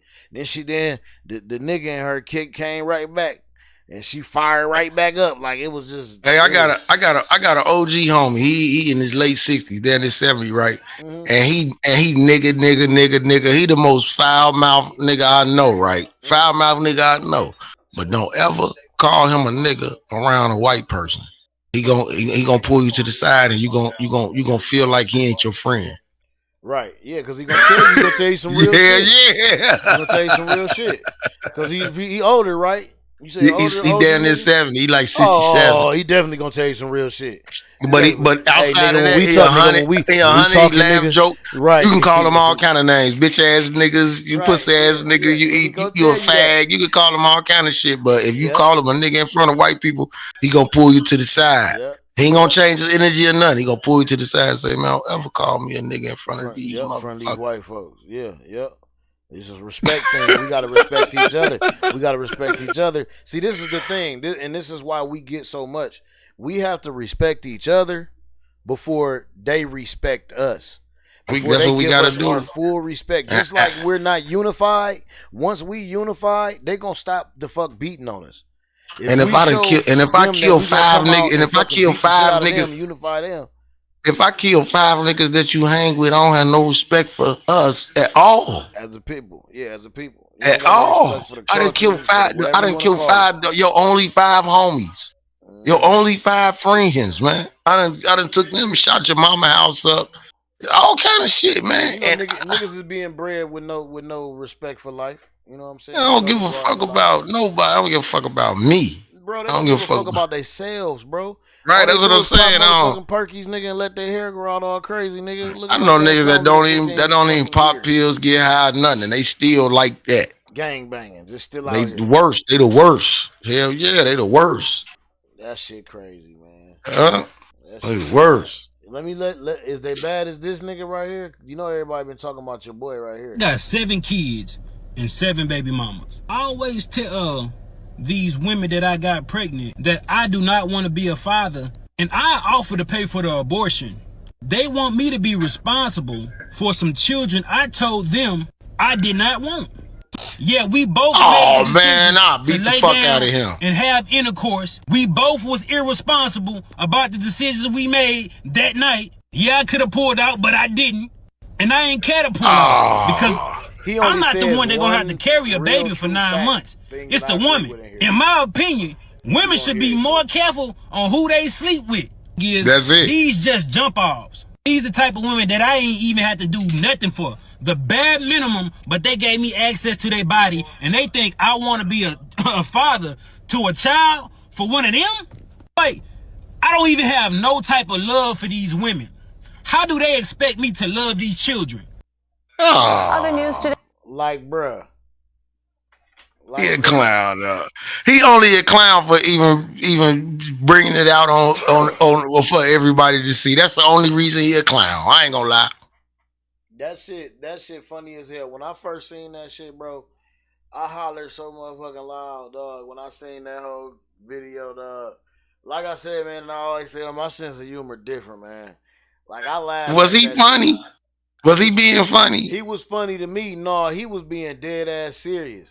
But it's funny to me because, like, it's definitely hilarious. This type of nigga, like, this shit, like I said, the only real true facts that he said in that whole fucking monologue was women should be more careful who they sleep with. Facts.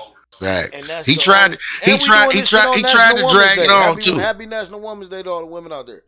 Today? Yep. Oh shit. Happy Women's Day, ladies. She go to sleep.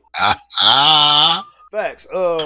But yeah, like that's the only thing that I agree with that he said. The rest of that shit was motherfucking bullshit because it take two to tango, but shit, as a fucking man, you gotta know how to be responsible. Like, you gotta know as a man, bro.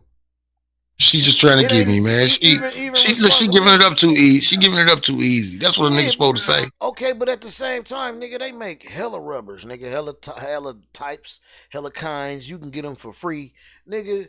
Ain't even worth it if you got to think that though. Honestly, man, listen. If you ain't just nail it, just go ahead and do it.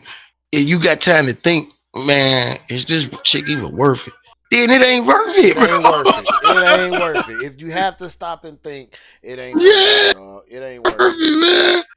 Remember the old school niggas. All the old school niggas keep it. What Pac say, nigga? I don't want it if it's easy. Man, if it's easy, man, this hell nah. Like, nah, I'm cool with it. Nah, I don't want it if it's easy. No, I don't want no church girl. I ain't lying to you, man. That nigga say you don't want one of them, man. Hell no, they go psycho once they get loose, man. They've been captive for a long time. Once they get loose, man, they gonna stalk you, stab your tires, man. What? Break the windows, nigga be outside. All kind of shit, man. Ready to fight your girl, all kind of shit. Phone, nigga, all kind of shit. Man. All kind of shit. Trackers on your car. Yeah, stay away from church girls. Boy. But no, man, you stupid, dog. You stupid. Hey, moral of the story, man. Be more motherfucking selective, man. I don't know. Y'all take from that what y'all want. Put in the comments how y'all feel about that nigga, man. We gave our change. Our little listeners, man. Let us know what y'all feel about that nigga and that goofy shit he was talking. Cause I mean, I'm a real man. I take care of my responsibilities, man. Facts. Like, you know what I'm saying? So even if a nigga slip up and that would happen or something, as a young nigga, I was ready to take care of my responsibilities, man. You know what I'm saying? And there's people out there that can co-sign and attest to that. There's only one thing in life I can blame for making me fall, and besides me, and that's life. If life get in the way, then we all gotta understand that life got in the way. I couldn't get them shoes today. Life got in the way. I'm behind on this. Life got in the way. We ain't got no gas in the car. Life. That's the only thing besides myself that I can blame. And people, because I'm in a situation. I don't let people. Sometimes you can, like my situation. Every situation. It's been a while for me, bro. Like it's been a while. Every situation ain't the same. Like my situation, and I ain't gonna go all the way too deep into it. You know what I'm saying? With my situation, like with like my baby's mom or my ex-wife, like it was stuff that was done and so far away for me and my daughter not to. It was purposely done for me and my daughter not to have a connection. Yeah, you know what I'm saying? But we got one now that she grown and older, and you can't do that with kids. But at the time, you know what I'm saying, it was done on purpose to spite me. You know what I'm saying? Yeah. So sometimes you can only do so much. Like I done had lawyers, I done had all kind of shit. You know what God I'm damn. Yeah, I had lawyers and everything, but the way certain things were, because paperwork got slipped in on me. You know what I'm saying? When I was a young dog, you know what I'm saying? Through our divorce and shit. Certain things, yeah, that's what I'm saying. It's crazy. Like certain shit was beyond my control to where I couldn't even fight it no matter how much money I threw at a lawyer. Then it probably just piled up, and the more you mow and more you do it, After you start spending $3,000 and $4,000 and $5,000 for lawyers and shit trying to see your baby and nothing works, nigga, there's nothing you can do at that point. Like, you know, man, that's a lot I'd rather be spending that $3,000, $4,000, $5,000 beating a murder case than to have to fight for one of my kids. Man, I used to send presents and stuff, man. Them shits used to name get switched. Nigga. I don't know hustle. Like, I don't know hustle. Shit, man. Like, I might be saying this because all my children are old enough to kind of make. My youngest is 15 and 17, and she's 17. She kind of like, she real independent, so she kind of like make her own decisions in that situation herself too. But I don't, at this point in my life right now, I don't think I could. I don't think if like I wouldn't try to fight it. Right. I mean, you know what I'm saying? I'll just be like, "I fuck all y'all then." Yeah, at this point, yeah, you're right. You know what I'm saying? Definitely at this point, yeah, you ain't lying. Hey, because at this point, it's gonna be more of a help it's to you. It's on you now, right. It's on you now, nigga. It's more of a help to you than it is a hurt. yeah. Shit. What you want? You say you ain't talking to me? You ain't talking to me this week? Right. Shit. I ain't gotta worry about you asking for nothing. I need this. I need that. I need. Yeah. When you drop my grandbaby off, you keep on moving. Facts. Oh, you a fool, boy. You ain't shit, man. Shit. That's real shit, though. That's real shit. So, and then, like I say, my 17-year-old is my only girl, so it's gonna be a little longer before I tell her ass. Right. Man, look, man. Yeah, she's the biggest problem. Shit. That's funny, man. Kids, man, and family, you gotta love them, man. Around your family, man, often tell them you love them, man, for real. All the time, shit, all the that's time. That's all we got, man, and it starts inside. All this shit we talking about, all this shit you want to correct, it start at home with all of us. Yep. You know what I'm saying? It started, believe it or not, it started in other homes. If your home is is good, and you know a home that's not good, help them out, because it take a village. You know what I'm saying? It start as a home, and all homes. And we help each other out, we become a village. You know what I'm saying? And that way nobody need help. I had different homes. All of them wasn't the best homes. Like at home was lonely. But my grandmother's house was the hub. Like everybody was there. Everybody was always there. Right. But me, when I go home, it's shit right there, dog. Everybody was there. Everybody was there at my grandmother's house. Everybody. She had 8 kids, and they all got kids. So, that's what's up.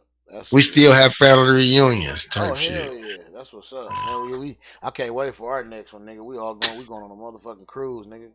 Oh shit, we'll sink the boat, man. We'll sink the boat, man. It's a good 200 of us. There's a lot of heavy girls in my family, man. I'm telling you, big bones, man. Big bones, man. Solid stalkers, man. I'm done, bro. I ain't fooling with you, man. I ain't fooling with you. You got hella jokes. Solid stalkers, man. You got hella jokes, man. Matter of fact, nigga, speaking of jokes, nigga, look, y'all niggas need to check this new Chris Rock out on Netflix. Did you watch it yet? I'll tell you, it's probably the biggest Netflix presentation ever right now at this point. Bet. So check that out. At this point. Check this out. Let's say we're gonna come back to it. Matter of fact, let's discuss it. You've seen it already, right? At this point, this Chris Rock's stand up is Netflix's biggest investment right now. It's probably going. It might slow down, or it might pick up. But at this point, it's the biggest Netflix has ever had. Now, the way I see it, I loved it because of the name, what it's called, what he was getting at, the insinuations he was. Chris Rock is a smart individual. So when you listen to his comedy, a lot of people like to hear nigga comedy, the dumb shit. You're not gonna get that from Chris Rock. You're gonna have to sit. I mean, you can get, you can catch niggas can catch on. You can catch. Hey, this man is a real Richard Pryor, a real Paul Mooney, a real like a real Red Fox. Like he a real black comedian. Yes, bro, a real black comedian, and he's fucking intelligent with it. He's not very smart. One of the smartest. Dumb shit. Matter of fact, he's the smartest today because he one of the oldest. He one of the oldest. Like he the smartest today. I think so. I do believe so. Like I love it, bro. So if y'all want to check it out, I don't know. It came out live this past Saturday on Netflix. It's called what is it? Selective Outrage. Yeah. Selective outrage. He was being very woke and selective too. He was being he was on it. He dissected this little stand up man to a T, man. He touched on everything. He touched on the state of today. He touched on everything, man. Y'all just gotta check it out, man. But he overdid Uncle Murder's wrap up. He overdid it. Yeah, he did. He overdid it without saying as many words because Uncle Murder was rapping for 20 minutes. Nah, yeah, we ain't have to say that much. This was only like 35 minutes, right? How long was it? It was about an hour. Was it? It didn't seem that long. But it didn't. It didn't because that's the beauty of it. It kept you so in with it. You know what I'm saying? Especially if you following along with the nigga. Yeah. And you going where he going. And every time he dropped a little rapper shit in, I was right in the car with him. I said, oh, nigga, you building it up. I said, you building it up. Every time he turn around and say, I don't need another rapper mad at me. And even the expectation of the Will Smith comments, he overdid it. I knew he was gonna come out there and smoke Will and Jada. I knew this. Yes, me but too. not the way he did, man. Come on, man. Right. I had no idea. Like I seen parts, but I had no idea he was getting ready to go this fucking hard and this fucking dope. Nah. And he went right in, bro. He went right in. Man, he went right in. He didn't beat around the bush. None of that shit. Did not. And he explained the whole situation to the fucking T. Yeah. This dude will always be one of the GOATs, man. Always, man. So we gonna this you already know this our little last segment, so we gonna let y'all go out on this one. You know what I'm saying? Let y'all see this. We done gave our little change, our little 2 cents about it. Y'all go. Let's do it. Get your popcorn. Get your popcorn together. Back at Will Smith over that headline-making Oscars slap. That nigga in them damn shade teeth, at the star in a live Netflix special over the weekend. The reviews are mostly good, with one critic saying it was the best takedown ever. Anybody that says words hurt has never been punched in the face. Reaction is pouring in over Chris Rock's epic takedown of Will Smith. People like, did it hurt? It still hurts. Will Smith is significantly bigger than me. We are not the same size. He said he played Muhammad Ali. I played Pookie. This guy does movies with his shirt off. You will never see me do a movie with my shirt off. Chris Rock shreds Will Smith. 1 year later, Chris Rock slapped back hard, but USA Today gives it a thumbs down. He's mean, he's predictable, and boring. Some cringed over his reference to Jada. He referred to Jada as the B word. I was like, oh. So, shit. What do we expect for Chris Rock? He's always going to push the envelope. But still. Calling Jada the B word during your stand-up special is completely inappropriate. It's unacceptable. Rock was paid $40 million for the 1 hour special, the first live event in Netflix history. It took place at the Hippodrome Theater in Baltimore, so this which was happens the first to be live Jada's event. hometown. He made Netflix history in numerous ways. I didn't have any entanglements. She hurt him way more than he hurt me, okay? Rock was referring to Jada Pinkett Smith's public admission that she cheated on her husband, calling it an entanglement. And he was slapped over misplaced anger. Everybody called him a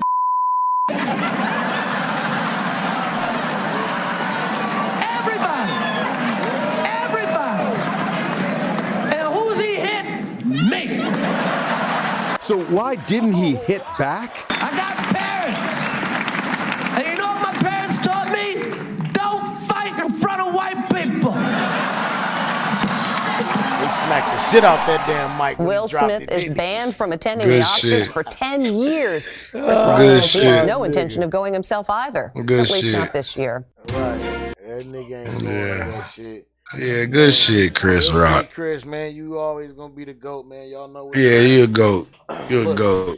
Definitely. So before we get out of here, man, one more thing I want to address, man. I've been seeing a couple people, a lot of my folks on my timeline, man, my people, man, my guy Eric Brazil, my guy Dez, very talented people, man. And I just want y'all to keep doing what y'all doing. Y'all cold. If y'all not familiar with Eric Brazil, he is the owner and creator of Healing Hyenas. Like y'all know, y'all been peeping this shirt I got on right here. Y'all can catch him. Y'all can catch him at The Healing Hyenas. I'm about to show y'all right here, thehealinghyenas.com. So, and this is kind of the stuff you're gonna see here. Let me see. Y'all see that right here? I'm gonna scroll it down, let y'all see. Go back. So he got all kind of, you know what I'm saying, clothes on there. Y'all can check his podcast out. It's on Spotify, Apple Music, iHeart. It's everywhere. It's called Finish Your Puzzle. That's dope. I've checked it out. It's dope. It's beautiful. Give you a lot of insights. And just into, like, you know, the world today, like, and what we go through, what everybody, like, some of the things, you know, might be personal, like, you know, some of the things you talk about is personal, but I guarantee, like, everybody can relate, or, you know, you can probably relate to some of the things that he's talking about. It's just, like we saying, like we've been talking about all episode, mental health, awareness, that's really what it's about.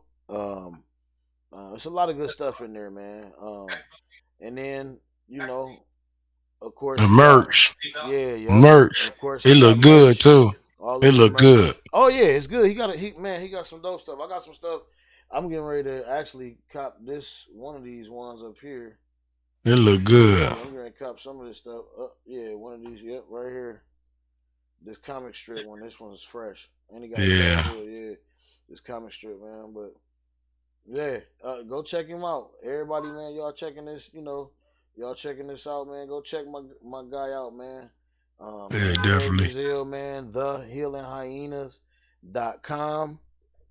And also, I want y'all to take a spin over to CCR Studios on YouTube. Go check out what Dez got. Go check out Better You Than Me 1, Better You Than Me 2.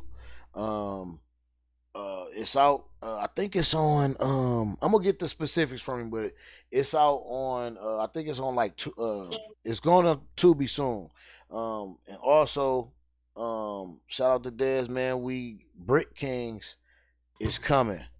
I got a little part in there. You know what I'm saying? He blessed me and let me. You know what I'm saying? Flex. Also getting his acting on. Yeah, man, I had to flex my acting skills one time. Shit. You know what I mean? So slow down, Denzel. Hey man, niggas don't know I went to school. Niggas don't know I went to school for that shit out there in Cali. Shit, he breaking out the degrees on y'all ass, man. So I just try to, bring a lot of stuff out, man. But I want to encourage all my brothers, man, to keep doing what they doing, man. We need y'all. We here for y'all. We need y'all, and it is what it is, man.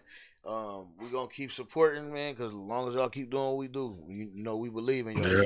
Yeah. Other than that, man, I ain't got nothing else going on, man. Shit, I'm still trying to get the wave file for my last single, so I can release that shit.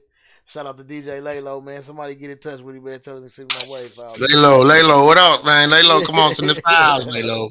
Already, man. You know me, still on the same old, man. Working this Shot City role play, man. Doing what I could do, man. Doing as much as I could do. It's coming along. My co-partner's telling me everything is okay. I just don't feel okay. I'm about to say this nigga being modest to y'all, man. That motherfucker ready, y'all. We ready, y'all. That's y'all what they say. That's what they say. We gonna go with it. You see me advertising, man, all the time, man. If y'all follow me on TikTok and all that shit, man, Instagram, Facebook, man, y'all see we ready. I'm always advertising. I've been streaming more. Y'all gotta come in there, man, and fuck with it, man. We're doing the Shot City RP. Soon as everything get up and running, like we, I guess, not say how we want to, but once we all agree that everything is smooth and going, we're gonna have the merch. We're gonna be doing the giveaways. It's a lot coming with the server. It's a lot coming. Hell yeah! Right now we got the in-game giveaways. Right now we got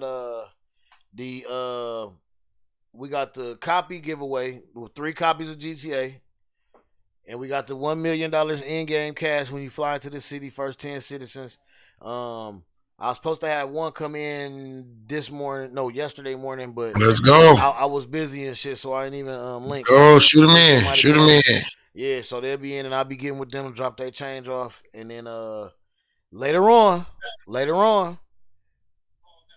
gaming PC giveaway. Yeah, that's coming real soon. I'm putting it together. As soon as I find my case, I'm putting it together, y'all. I'm putting it together for y'all. We're gonna get this shit cracking. Yeah, so that's basically it, man, and just living life, man, enjoying the family, man. That's all I do, man. I heard that, man. It's a beautiful thing to be able to do that, man. For real. Yeah, that's it, man. Staying out the way, man. For real, man. That's some good shit, man. But shit, like we say, man, go ahead and today, happy National Women's Day. You know what I'm saying? To all the women out there, black, white, brown, yellow, Puerto Rican, or Asian, or whatever. Oh, shit. Whatever that nigga said. Nah, I'm just playing. Oh, y'all, man. You better be just playing, man. Hey, it's better than what I was going to say. You know what I was going to say? You should have said it. We love y'all hoes. Nah, we love all our women, man. We love y'all, man. We love y'all, man. All the beautiful, strong black women, man. Everybody. Definitely. All women, period. Women give life. Yeah, facts. Happy day to y'all, man. We wouldn't be here without y'all. Nobody can say they would be here without a woman. So, facts. You know what I'm saying? We love not y'all. Even that creep ass nigga from earlier with the 7 baby mamas. Facts. He can't even stand. He's so goofy. Anyway. All right, man. Yeah, shout out to Chris. Shout out to Chris Rock, man. Yep. Don't be addicted to attention. Facts. Don't be addicted to attention. Fuck them likes, nigga. That shit don't mean nothing. Half the motherfuckers on Facebook and wherever you at waiting on you to fail anyway, man. They don't really want nothing. They want to see you flop or they want to have something to talk about because they ain't got shit to do themselves. You know what I'm saying? So each one teach one, grab out and reach one. Motherfucking give somebody a hug, man. Tell somebody you love them, man. And we out this bitch. Peace. Hey, I was gonna ask you in another city or something? Yeah, I put another background up, man. I flipped that shit, man. It's crazy. No, I'm talking about you done flew into another city.